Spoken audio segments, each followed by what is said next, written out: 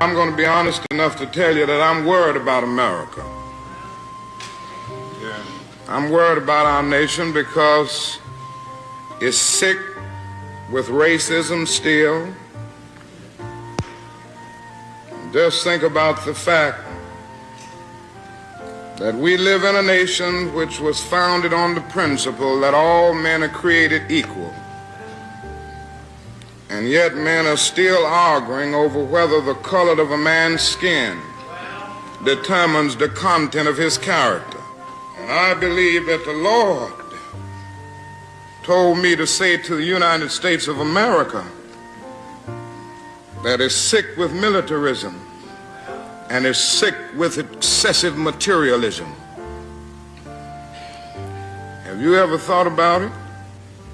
There are between 38 and 50 million people in the United States of America who are poverty-stricken, making income less than the poverty level. And yet, this is the richest nation in the history of the world. Our national gross product this year will go beyond $800 billion. And yet, there are between 38 and 50 million people who are poverty-stricken. Now, there's something wrong. A lot of people are afraid to say it. But I don't mind saying it. You see, somebody said to me the other night, don't you think, Dr. King, you are going to have to start speaking more in terms of the administration's policy? Because since you started talking against the war in Vietnam, it's hurt the budget of your organization, and people who once respected you don't respect you anymore. And I had to look over and say, sir, I'm sorry, but you don't know me. I'm not a consensus leader.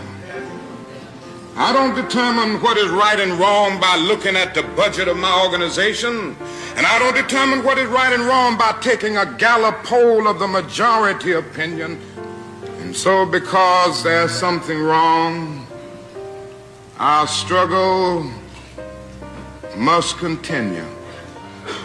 And what we must see is that our nation's summers of riots are caused by our nation's winters of delay. All right. How you doing? Yeah, I'm doing all right. Good. This is I'm Ted King, and this is Mr. Casidy Barrows. We're here today. We're on this fine Martin Luther King birthday celebration. Mr. Casidy Barrows. Am I saying it right? Barrows, right? Yeah, you're saying that right. Yeah. Yeah, right. Exactly. My phone is acting up on me over here. We're celebrating Martin Luther King's birthday together, and we're going to be talking about several things. One of the things that we're going to be, of course, collaborating and celebrating is the great Martin Luther King Jr.'s birthday, and we're going to be talking about the climate of what's going on in America today, as well as just the relationship that we need to cultivate and manifest as we move forward, like the great Martin Luther King would have wanted us to do. And we're going to be playing some of his speeches. We'll be here for about an hour today, so you'll see over here on this side here, this is Mr. Casidy Barrows' Instagram. So follow him over there, and we're going to talk a little bit about that in just a second. And of course, that's Mighty King Media TV over here. Of course, we have Mouthpiece Sports as well on YouTube, and add my name YouTube, and of course, we have the website as well as all several platforms that you can find us on. But yeah, so what we're going to do is we're going to go ahead and let Mr. Barrows go ahead and talk about what he's doing. So yeah, I've been in the content game for a little over 3 years, trial and error, and my main purpose, my main goal was just to go ahead and just make content that helps people. Absolutely. And My genre is more self-improvement and more helping people realize to overcome shyness and social anxiety and addictions to maybe lust and things like that. That is like my main goal and purpose, and just to document that and to show that you can overcome these things with consistency, constant effort, and over time you really realize that pretty much a lot of things are inside your head and you're overthinking a lot, and there's a lot of opportunities out there that you really need to go and take a opportunity to go and take. Absolutely, that's great. That's great. Well, that's a very admirable thing to do, to focus on in terms of self improvement, to help other people self improve. Um, of course, my relationship with Casidy. Of course, I've coached boxing at City College, and he was one of my boxing students. And I have to say, which is, I'm not just saying it, but he was the most improved boxer in the class. He was the most improved boxer in our boxing class, by the way. So he's dedicated to his efforts. I would have to say that, because when I first met you, Cassidy, I watched you, work out, and of course, we always introduce the class as everyone in the class Yeah. as a coach, right? Yeah. And so that's what we advocate, that you what you learn, you teach others in the class, and that's basically how the students get good faster. And I watched you, Cassidy, over there, getting, working your stuff, and I'm saying, oh, he's not good. Well, we'll see, but he doesn't Yeah. look like he's going to be picking this up as fast. But listen, by the time the finals came, Cassidy, you were ready, sir, and you impressed me. I mean, you were, in my opinion, this is my opinion, you were the most improved boxer Yeah. in the class. Yeah, so Yeah. yeah, so you did a fantastic job with that. So you keep up the good work, sir. You keep, self improvement, because I tell people all the time, especially when it comes to, because I've been boxing for a long time, and I like to, you know, talk to people about learning how to improve. It's a way of improving yourself, right? It's a way of, when you learn how to protect yourself, you learn how to protect yourself as well as others. And we have a confidence to say, okay, that you, when you make, you approach things in a civil way, without any confrontation. And that's one thing I like about boxing. There's a lot of respect value that you get in boxing. And that's what I like about it. That's one of the things I like about it. So what did you get out of the class? Um, Did you find any more confident? yeah, learned lot more about discipline and being able to stay consistent with the fundamentals, Okay, good. and Yeah, that carries pretty much out into pretty much any new thing you try to go ahead and do a little bit, just that's true. staying consistent with the fundamentals. That's true. Absolutely. Yeah, well, not just that. Here's what I always tell people. I say, you know what? It'll help you with your self-esteem. Not only will it help you with your self-esteem, but it will help you overcome your, your your doubt. The doubt that you have, Yeah. in terms of when it comes to relationships. When it comes to relationship, one thing I try to tell people, especially, for example, with your genre, self-improvement, and of course you say, and everybody has a little bit of, I use the word that you use, less, I mean, because we're spiritual beings. I do a channel on on the Bible, and we talk about that pretty much every Sunday at 2 o'clock on the King by the King. Those kings and priests, biblical agreements and discourse. That's what the channel is called. And so we talk about that. And we yesterday we had, our topic was what was it? It was arranged marriages. Is it better to have an arranged marriage, or is it the typical way, how people are doing today, meeting people? So we had a good discussion on that yesterday. But to, some of the things that you're talking about, I tell people who are having, for example, a little bit of trepidation when it comes to approaching people, approach them like you would approach a friend. I'm talking about women, young ladies, whatever. You approach them the same way like you approach just a regular person. And when you talk about, for example, lust, when you approach in a lust, that's when you start tripping yourself up. When it's if you have a lust ideation. I mean, I'm not saying that you do, but that's when you have the approach is a little bit.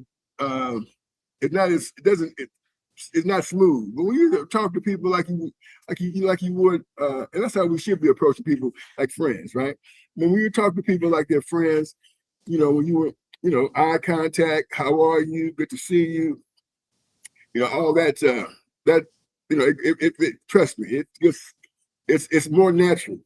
It's more natural when it comes to things. I mean, it's like now we haven't got a chance to go to your. Your screen is up. We could go and listen to some of the things that you talk about, but like maybe I'll tell you what. If you got any questions, ask me now. If there's any questions that you may have about that situation, you can ask me. I can tell you all about it. I'm not saying that I just got a lot of experience. Okay, I would put it that way. And so, if there's any questions or anything, you can always talk. We're gonna do this. This is not the first time we'll do it, but we're gonna we're going to get to some of the videos, the Martin Luther King speeches, and we're going to talk about that, and we're going to get back to this. If you have any questions that you want to ask me, Mr. Casidy Barrows, you can, and we'll come back after the video. If you don't have any questions now. Yeah. Yeah, I guess I got some questions. Like, Sure, okay. what's been some of your hard lessons that you learned through the game? Okay, when it comes to what relationships? Yeah. Or overall? Okay, well, when it comes to relationships, this is what I'll say. I will share this with you. I wasn't, I was when I was. Here's the thing about relationships. It's different for men, or guys and girls, right? Like, for example, I'm quite sure, you said, like, for example, you may be shy, you don't want to approach, but here's what you don't quite understand. Women, they do not walk up to you for the most part and approach you and say, hi, how you doing? They may say, hi, how you doing? But they don't walk up to you like a guy with, they expect, man is expected to take the lead and walk up, how are you? Good to see you, things of that nature. But what women do is they walk around you, right? They'll circle around you so you can see, so you can see them. They won't walk up to you and say hi, but what they'll do is they'll walk past you. They'll walk to where you can see them, right? And that's how you know how a woman is interested in you. I'll give you a good example. When I was I think I was about maybe I'm gonna say 13. I might have been 14. Okay, let me see. I was about 14 years old. Anyway, I was in junior high school at the time. I was in the 9th grade, and this young lady, she was in the 7th grade. And I used to always see her. I mean, every time I turn around, I would see her. Fast forward, when I went from 9th grade to the 12th grade, I went to another school and I seen her again. I would always see her. I would always see her. Now, some 40 years later, she approached me and she said, I always liked you, Ted. You couldn't tell? I said, no, how couldn't tell? How can I tell? She said, because I was always walking around you. I was always walking around you. You never noticed that? And I thought about that. And listen, I'm like, at the time, we're talking about some 40, 50 years later, right? And I'm thinking, wow, I do remember you walking around me all the time, you see? And this is what I'm saying. You never pay, you think that they're not interested. They're interested because they're walking past you all the time. That's what young ladies do. And that's one of the things that I learned later on, how the girls, they do not walk up to you and say, hey, how you doing? Good to see you. And I like, I think I like you. You might get some of that, but for most part, just walk around to see if you're interested in them, right? They're going to wait for you to approach them. See, and you know, because you asked the question of what have I learned in the game? Okay, I've learned in the game. I've learned a lot in the game. You know, my approach is very good. Okay, and my approach is always um, specific. You know, it's specific. It's not necessarily like, I'm how are you? Good to see you. I walk. How are you? Nice wave. You know, I may see somebody on way on the other side of the room. I think very attractive, and I wave. How you doing? So I can get a wave back.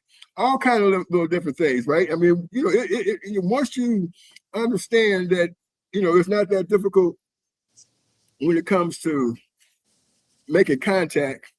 You have a tendency to be, you know, your approach is you're a lot more confident that things are going to work out well. In other words, things are not going to work out if you're standoffish, right? Because they want, in our case, they want us to lead. And once you understand that, then you understand that you must show, because they're looking for the strongest. Irregardless of what people think, they're looking for the strongest guy, the guy with the most confidence. So when you show confidence and you feel self-assured, like for example, you had to show confidence when you were boxing in that final. That's what I liked. When I saw you boxing, I said he got confidence. He found his confidence, right? You know, I mean, because you're talking about boxing now, right? Yeah, you found somebody going to hit you. You're going to hit them. They're going to hit you.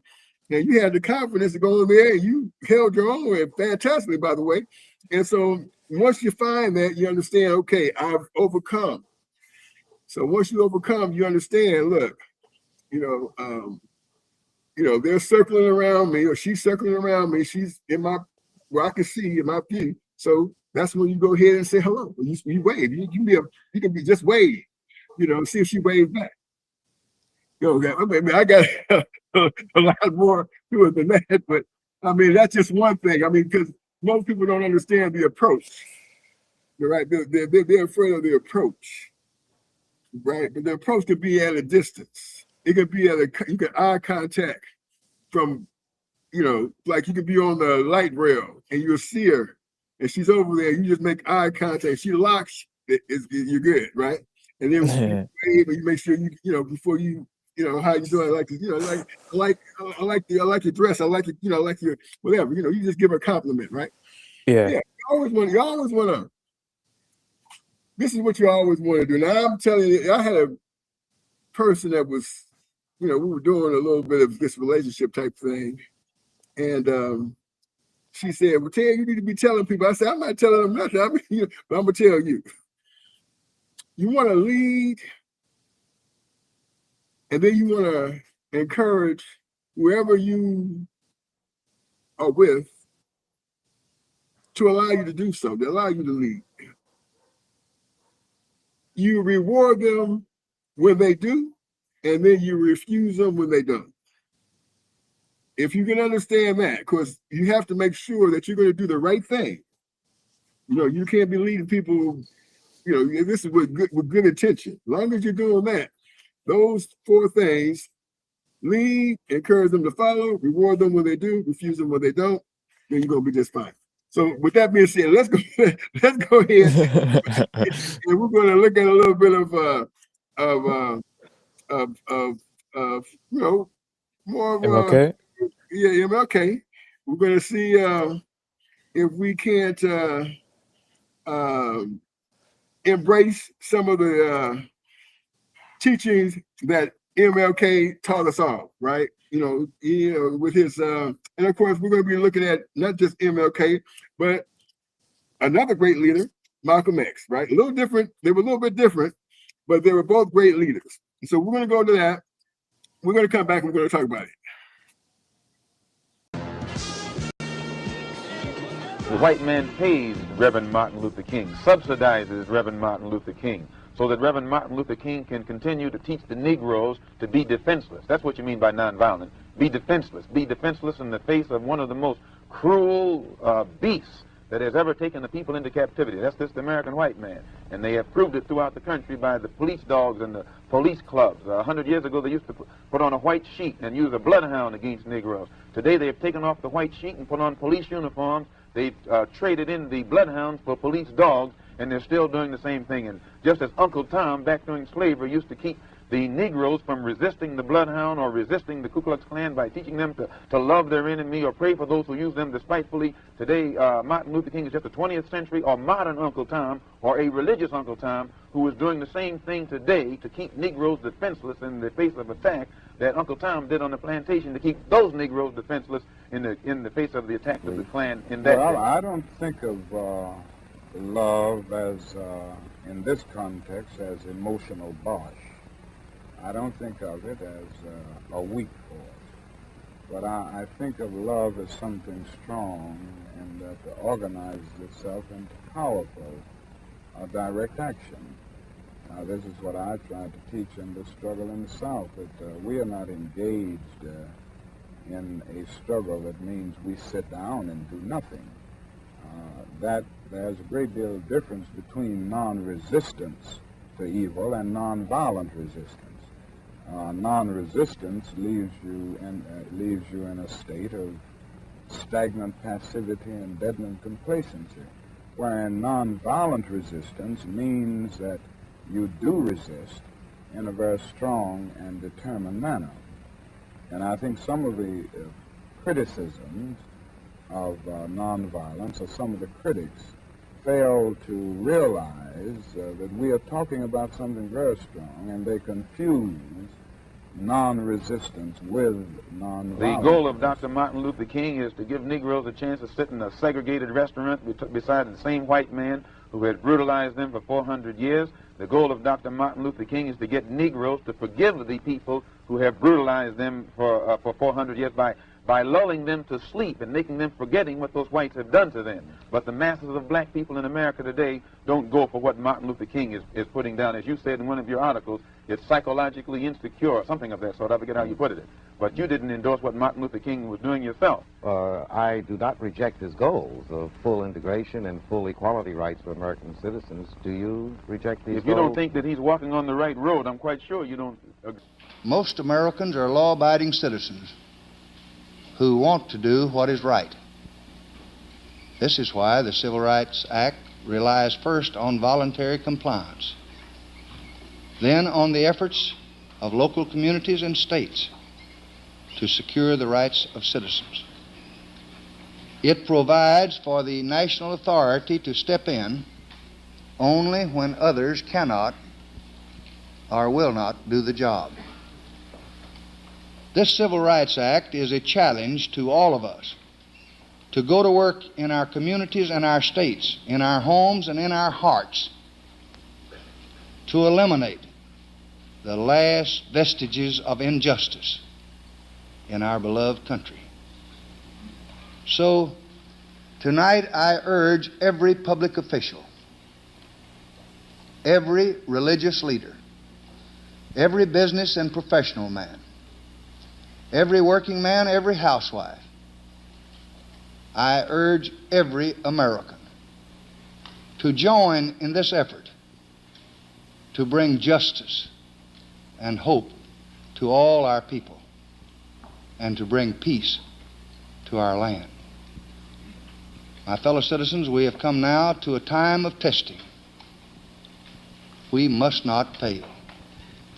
Let us close the springs of racial poison. Let us pray for wise and understanding hearts. Let us lay aside irrelevant differences and make our nation whole. Let us hasten that day when our unmeasured strength and our unbounded spirit will be free to do the great works ordained for this nation by the just and wise God, who is the Father of us all. Thank you and good night.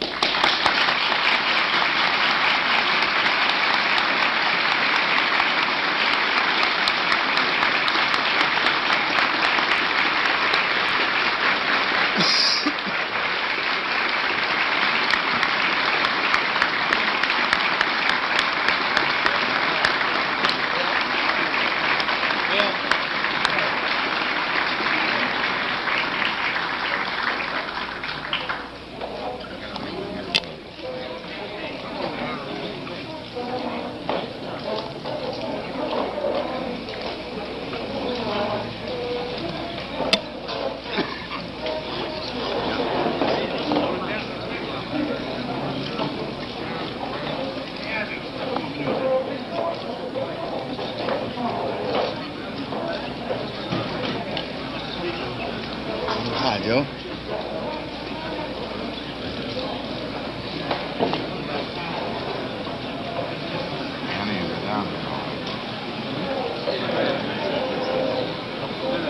Thank you, sir. Mr. President, wonderful message. Manny, Speaker McCormick first. Speaker first. Thank you.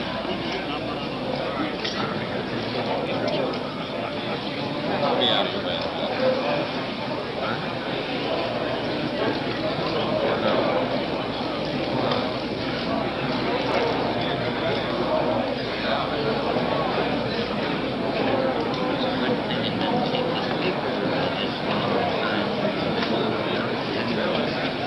I think we ought to move out.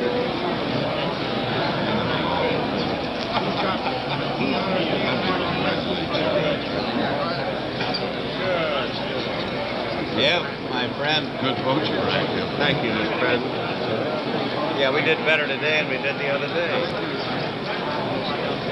Bill? So, Congratulations. Thank you for everything. History there. Manny? Well, I think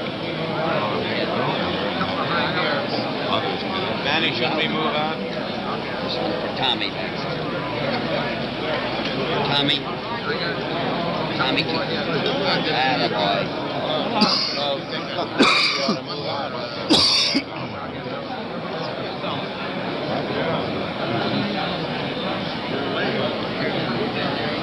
Yeah? Yeah. Perfect. Yeah. Let's go this way. Bill? Charlie, you got one? You bet. Thank you. Thank you, my friend.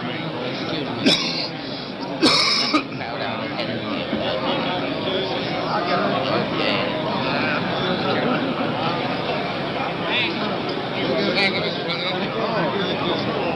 Thank you, sir. Thank you. Thanks a lot. Thank you.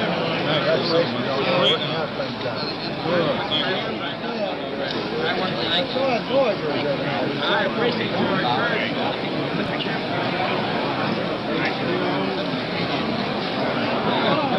Thank you, Mr. President. Pick up one of those. The President does the job.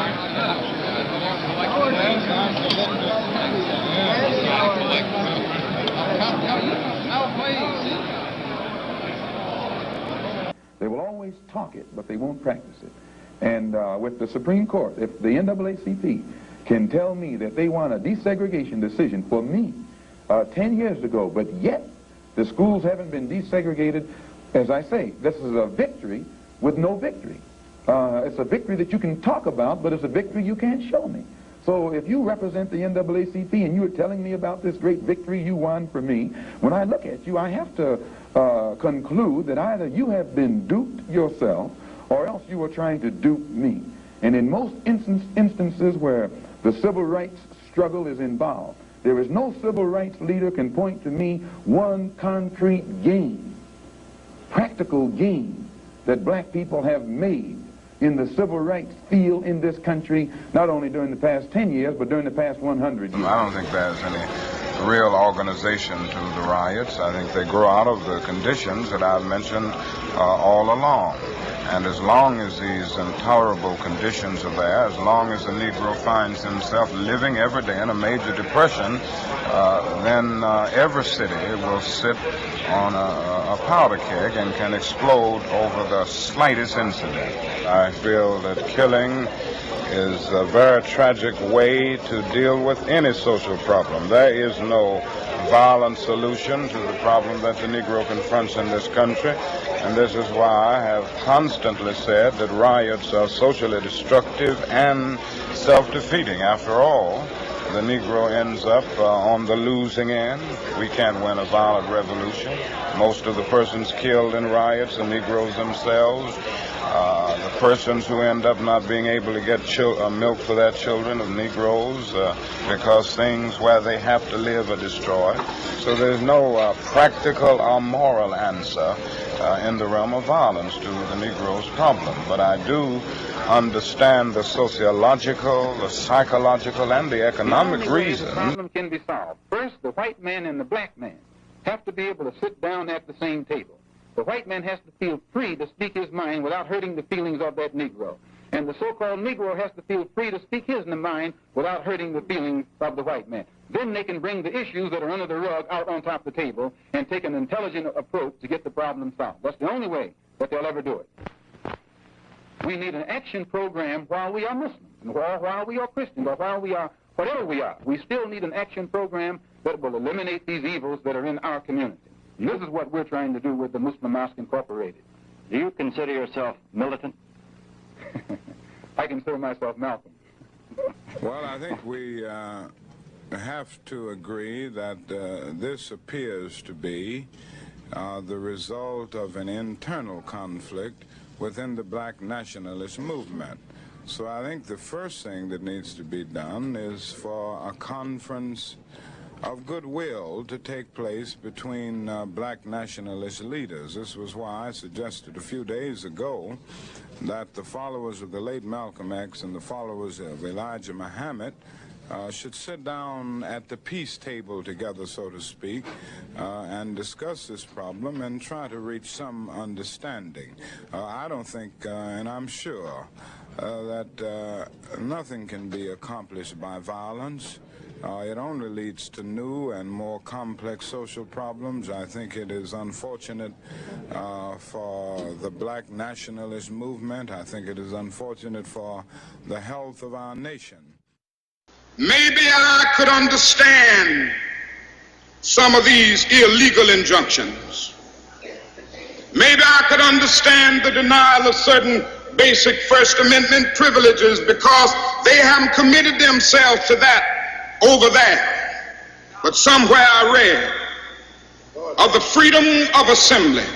Somewhere I read of the freedom of speech. Somewhere I read of the freedom of press. Somewhere I read that the greatness of America is the right to protest far right.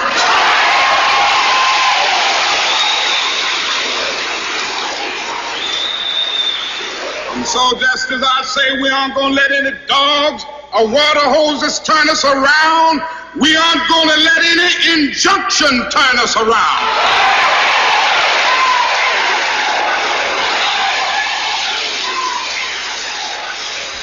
Well, I don't know what will happen now. We've got some difficult days ahead. But it really doesn't matter with me now because I've been to the mountaintop. I don't mind. Like anybody, I would like to live a long life. Longevity has its place. But I'm not concerned about that now. I just want to do God's will. And He's allowed me to go up to the mountain. And I've looked over and I've seen the promised land. I may not get there with you, but I want you to know tonight that we as a people will get to the promised land.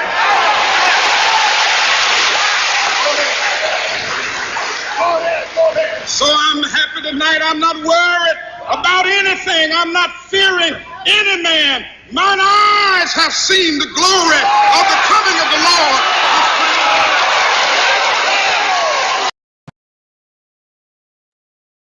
All right. So that was Martin Luther King's last speech before he was assassinated. And so yeah, did you have any questions, Mr. Barrows, on that video? Yeah, I guess I got a couple just thinkings and just getting chances to hear it a little bit. And like I've been exposed, I've been knowing about this stuff through high school and stuff like that has been taught and stuff like that. Here's the question.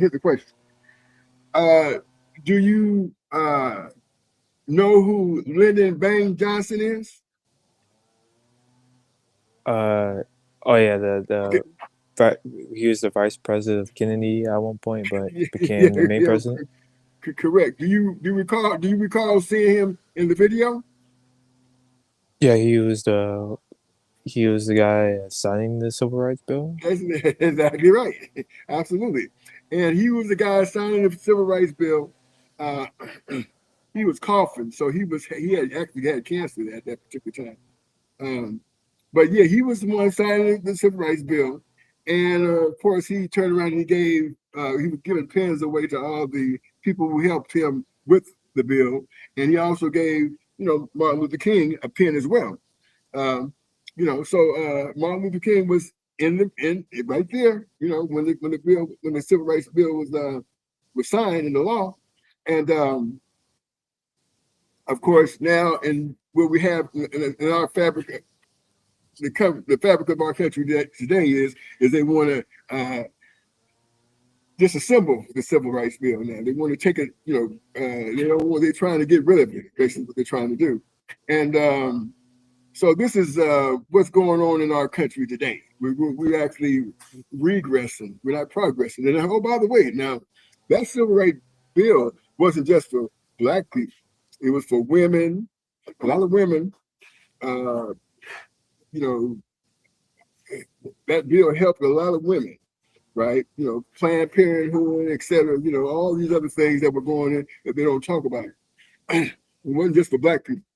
It was for all the people. So they made sure it was for everybody. It wasn't just targeted for Black people.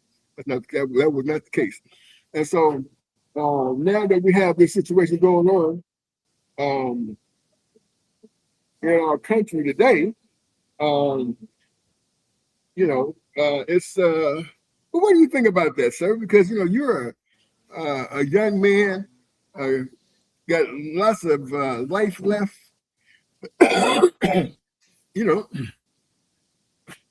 You will be running. You'll be part of the ones who will be running this country in the near future, sir.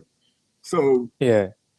I guess some of the things like in my journey of spirituality and stuff like that, and kind of realizing that darkness is kind of associated with the wrong things. In terms of like spirituality, darkness could be like a subconscious thing. So that could be more on the femininity side. So woman, and unfortunately through religious interpretations and interpreting wrong, that putting Black people and women in more so the bad category.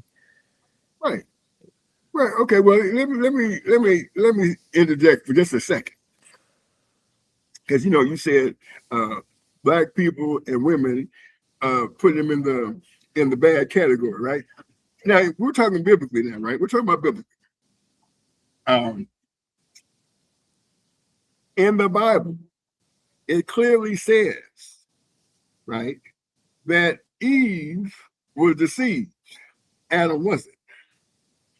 So that pretty much eradicated her from causing, from her part. This is in the Bible now. We're talking about spiritually, right? In the Bible, with clarity, it says Eve was deceived. Okay, so Eve, when it comes to women, these women, putting a lot of all this whatever going on in today biblically on a woman, that's not true. Okay, because biblically it says that's not how it planned itself out. And as far as Black people are concerned, sir, it's there is evidence, clear evidence, that Jesus Christ looked more like you than Donald Trump. Okay, I'm gonna keep it real, right? Yeah, this is biblically. This is biblically, right? Because when you go to the Bible, and you in the King James version, and this is the King James version, right? The King James version, when you go to Genesis, I want to say Genesis 2, 10 through 15 clearly says that Adam was in the land of Ethiopia. God put Adam in Ethiopia, in the land of Ethiopia. You know what Ethiopia is? Is it Africa? That's exactly right. That's exactly right. So that's where Adam was, right? And the Bible is clear that Jesus looked like you, sir. Yeah, that's what Jesus looked like. So all this here stuff, and this is another thing, right? Martin Luther King didn't know that. Had Martin Luther King, when he had the I Had a Dream speech, walked up there with that Bible, waving it around, talking about these are my people. This Bible's about my people, people that look like me, right? They have been fearful in the assassination of him, right? Now, Martin Luther King lived longer on the earth than Malcolm X did. Did you know that? Malcolm X got assassinated before Martin Luther King did. Did you know that? Yeah. The guy in the video, Malcolm X, he was assassinated before King got assassinated, right? Yeah. It was a setup, but it wasn't the same type of way because it appeared that people that look like Malcolm is the one who shot him, right? But there's other implications with we're just going to take longer than an hour for me to explain it to you. But I just want to make sure that you understood based on that your comment and your understanding. I just want to let you know that Adam and Jesus look more like you, if that makes sense. It's biblical. You need to Yeah. go watch some of the kings and priests biblical agreements and Discord videos, and you'll see where we talk about that. Just so you know. Now, yeah. So we got you can you can make the the they want you to make that argument that or have that understanding that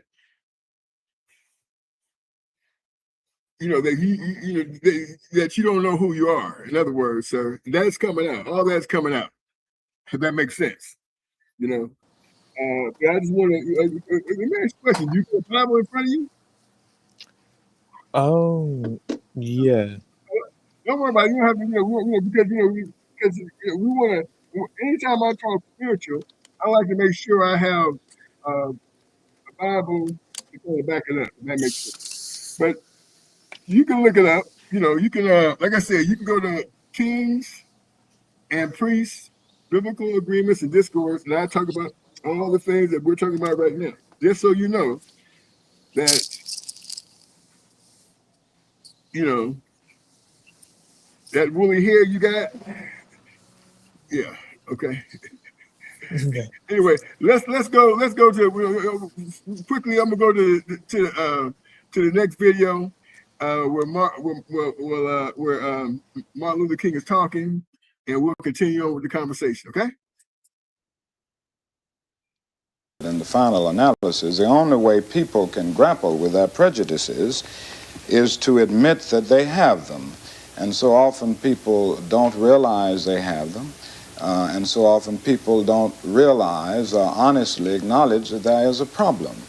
And it is necessary in the nonviolent movement to bring the issue to the surface so that people are forced to deal with it and to deal with their conscience on. Okay, so he's basically saying that people need to come together and deal with these prejudices, right? Like, for example, when he started talking about, women are the problem or, people of color are the problem, these things, they need to sit down at the table. And by the way, let me explain something to you, sir.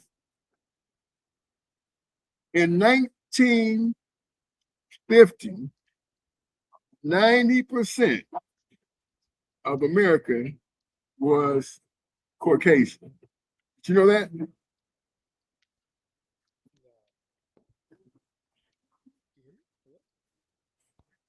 You there? Can you hear me? Yeah, can you hear me? I don't think Mr. Barrows can hear me. Can you hear me, sir? Let me see here. Hello? Can you hear me? I can hear you now. Okay, yeah. Yeah, I'm trying to charge my phone right now, my bad.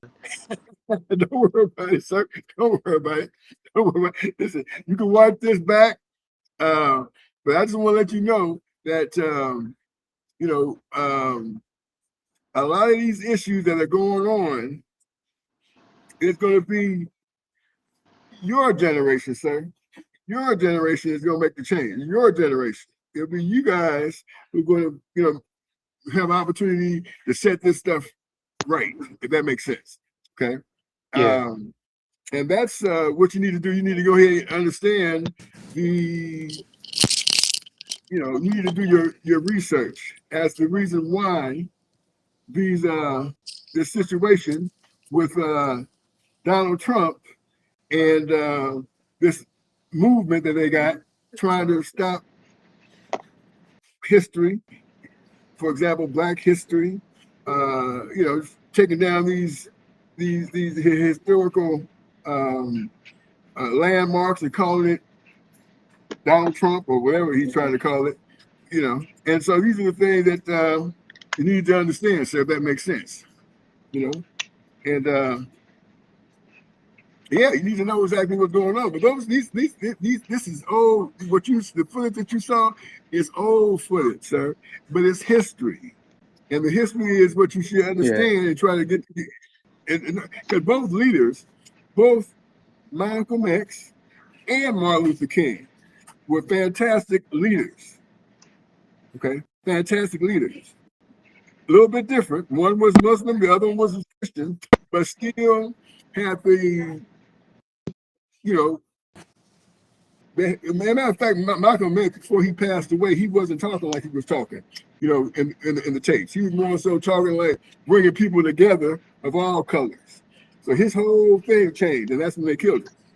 See, so I mean, when you start looking at things and understanding what's going on, especially what's going on in society today, open up your eyes and see what's happening, and understand that it is a spiritual warfare going on. It is spiritual. It is definitely spiritual. It is definitely spiritual. But rest assured, the Bible said with clarity in Daniel 2:44 that God's gonna prevail. All this stuff that's going on, God's gonna take. This is spiritual. We're talking spiritual warfare now, right?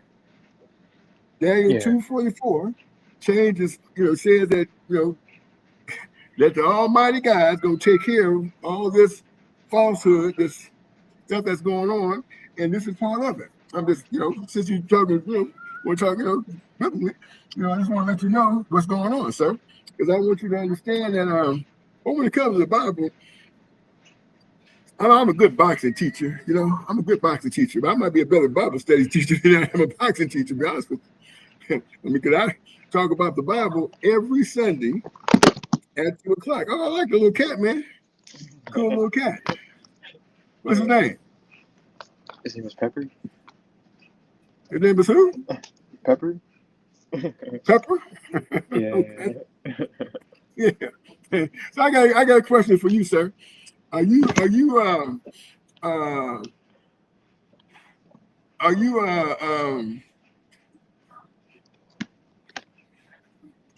to what's the word? Well, let me ask you this question, sir. Without being, I'm just gonna say it. Are you trying to find a spiritual woman? Is that what your thought process is? Find a woman who's spiritual, or I'm asking because we're talking about relationships. Yeah, I'll say that. That could be a little bit You part say of that? my goal. Yeah, I can say it. Yeah. Okay. Well, that's not a hard thing to do. You need to understand. You need to read the Bible. You know that, right? Yeah. you need to understand the Bible, because basically, when you understand the Bible and what it says, they appreciate that, right? Tremendously. So, I mean, if you're looking for a spiritual woman, then you need to read that book. Yeah, that's what you need to do. I mean, because you really, you need to understand, what's, how, because it's for sure some things that need to be understood when you start navigating yourself around spirituality. Yeah.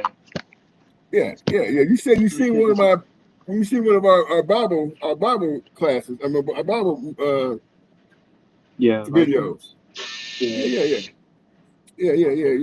So you don't know which one you saw? I think it was the one about Adam and Eve. No. But Adam and Eve? Yeah. Okay. Well, what do you remember about that video? I only watched like maybe 2 minutes of it, maybe. Okay. So you didn't watch very much of it. But you were talking about the original origins, or he Well, was I mean, I don't know. I'll be honest with you. I don't know. What. I just know that I just know what you say. I mean, I don't know which one it was about. I mean, there's a lot of them. Who's your most recent one? Most recent one? Okay. One of the most recent ones. Okay. Let me see what was one of the most recent ones. Let me take a look over here. I'm gonna take a look, sir, and I'm gonna tell you which one it could have been. And we're gonna take a look at it a little bit because I'm interested in. You kind of piqued my interest a little bit now because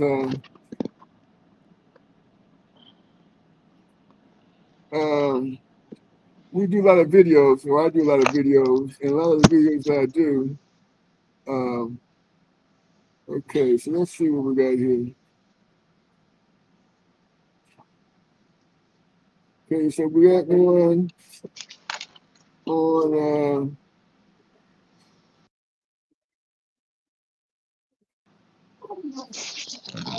I don't know. We know what. This is what we're gonna do. Maybe next time we do it, we'll take a look at them. Okay.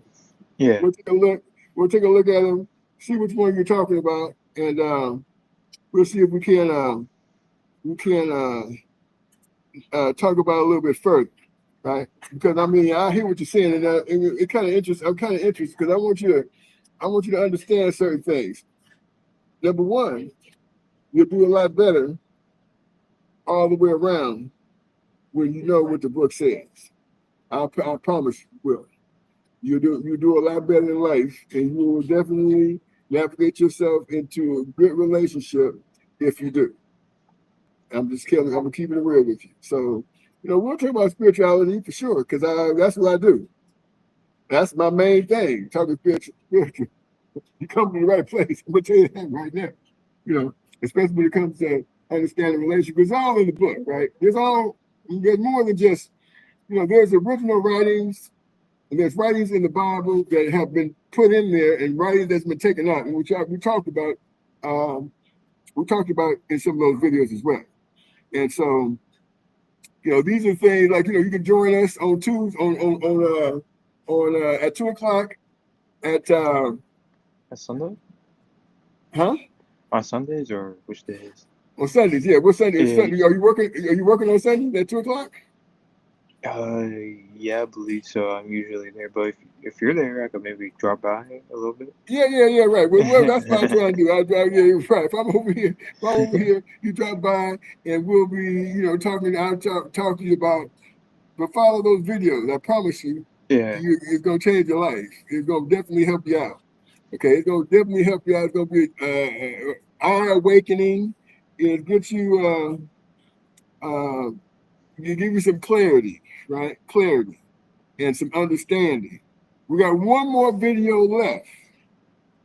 The video is only about 24 seconds long.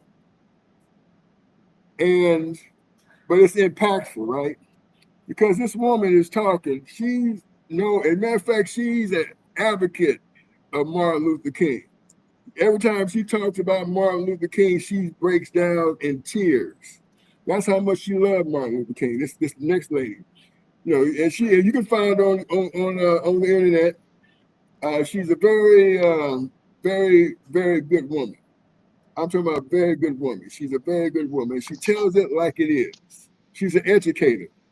Okay, she's an educator, and I always like to show this one clip of her speaking because she is so impactful, and she's brave and she's very courageous. In the way she talks and what she says, and she tells it like it is. And I'm going to show you the video. We're going to play the video, and then we're going to be 30 seconds, and then that's the end of our show for today. But I will get with you, sir, and we will make sure you get the footage on this hour-long show we had. I appreciate it. Yeah. This actually, this show actually was called a little bit different than the Kings and Priests. It's Enjoying Life with Ted King is what it's called. Enjoying Life with Ted King, and that's what you'll see at the beginning of the video. It's called Enjoying Life with Ted King. You see Enjoying Life, and then you see a picture of me. So I appreciate you coming on, Mr. Barrows. We will get in contact after we sign off. I'm gonna call you up. We get together and see if we can't plan our next show together. And and see where you got some time, because you're a special guy. You're a special man. Okay, and you're gonna do well in life. Yeah, you're gonna do good in life. So you're gonna do much better than me. Yeah, and you're gonna do just fine. So with that being said, so we're gonna go ahead. We're gonna go and we'll probably close the show out in about a minute. We're gonna close the show. And we're going to get together, and I will call you up, or you stay on when the show is over with, and we'll get together. Look, boys and girls, the only reason there are white people is because black people came here first, and they faded as they moved farther and farther north from the equator. Their melanin faded so that their skin, their hair, and their eyes got lighter. Their brains didn't get smaller, but their skin, their hair, and their eyes got lighter. That's the only reason you children can call yourselves white. And you aren't white. We are all